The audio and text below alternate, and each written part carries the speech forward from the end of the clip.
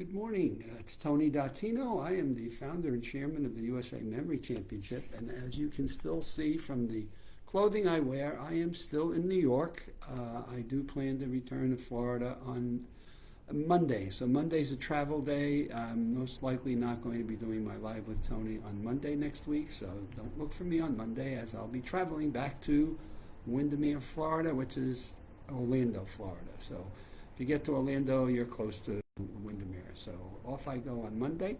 Looking forward to returning to the warmer weather, though they tell me the weekend's going to be in the 90s. So I may be looking for the mix between the 40s and the 90s, somewhere in the middle, maybe in the mid 60s to low 70s. But in any case, I wanted to talk today about a design or a process we're putting through for middle-aged and middle school students. And as we looked at what the sequencing of what that would be, we were looking at the Maximum Memory Mastery online program, which you can find on the USA Memory Championship website. And so the very first thing I thought that would be important for middle school kids to learn is the simple biology of their brain and the capacity that we all have, given an average brain, to create, to remember, to memory, to retain.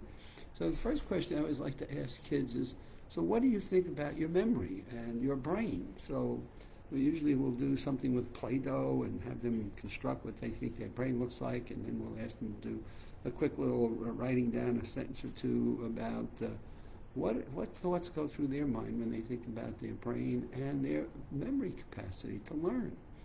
And it's amazing what you get at 9 to 12-year-olds and how they respond to that. Sometimes very discouraging, sometimes a little bit disheartening in terms of how young people think about their brains. So the very first lesson we will do is, we call it Introduction to Memory 101, which are the fundamentals of what are the capacities that we have.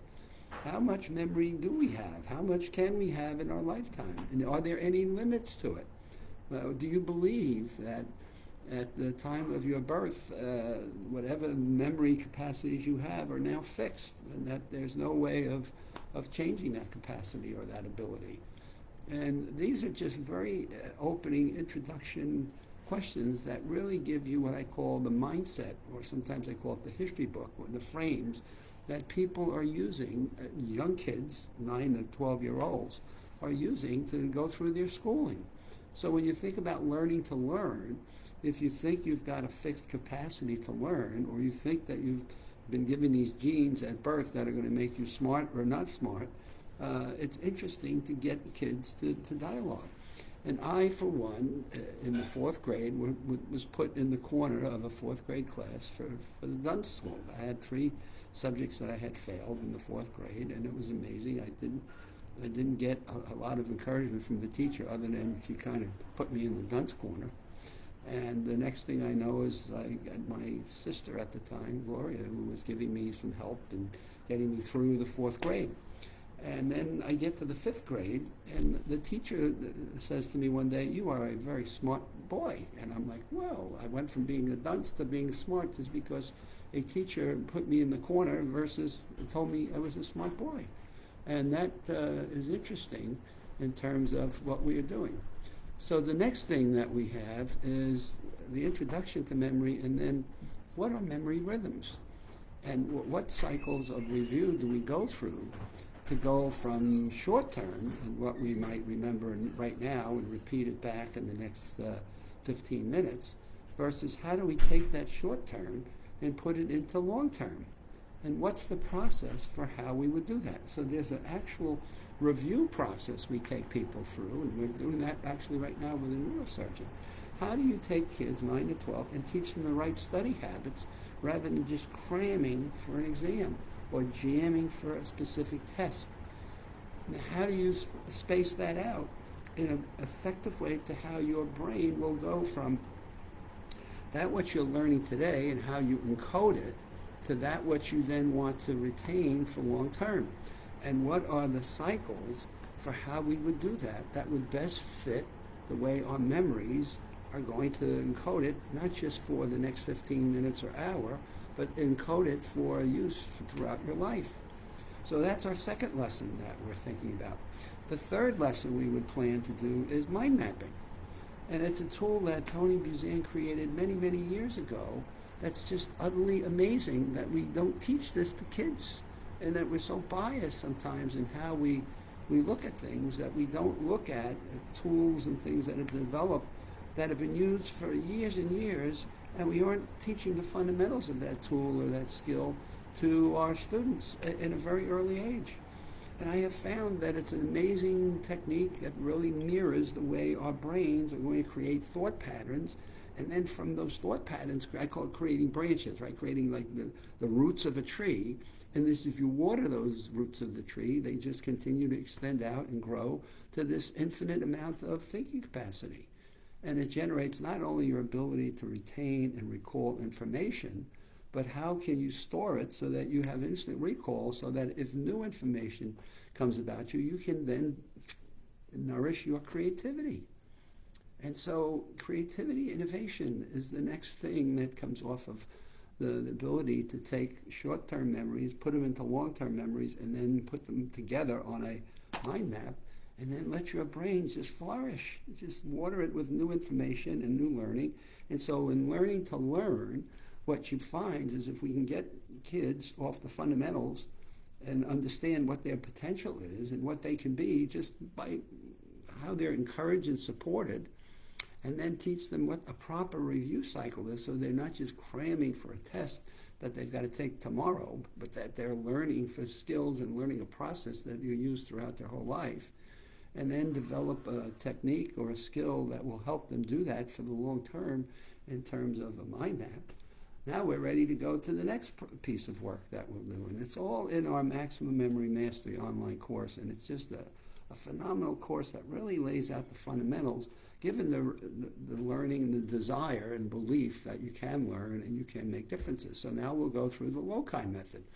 And the loci it's been around for hundreds of years, and it's, again, one of these simplicities of a mnemonic that really makes learning so much easier, and it makes it a lot more fun, and you can create stories around it, you can create links and connections. Some people call it the palace, some call it the journey method, but the loci comes from the Latin word location. So as you look at locations that you can fix into your mind, you have the ability to linking, connecting, and associating. It's a learning process that we all naturally go through, but if we become more intentional about it, we can utilize it in a loci method and can remember pages and pages of text.